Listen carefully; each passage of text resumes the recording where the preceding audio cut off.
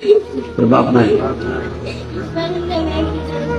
100 টাকা তুই খাই, আমি নিলাম, তোর আবার দিয়ে দিলাম।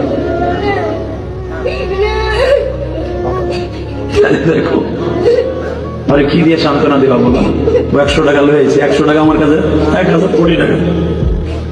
তুই বাবা খাইস, তোর এটা দিলাম। পৃথিবীর কোন দান কবুল না হলে আমার দান আজকে কবুল।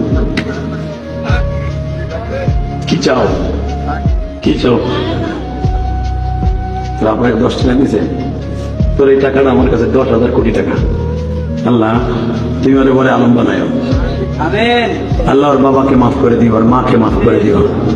আল্লাহ ওর মনের কষ্ট তুমি বুঝছো, তা না হলে এই 1000 মানুষের সামনে দাঁড়িম করে স্টেজে পড়ে গেছে, দাঁড়িম করে পড়ে গেছে। তোমার আমার ছেলেগুলা, তোমার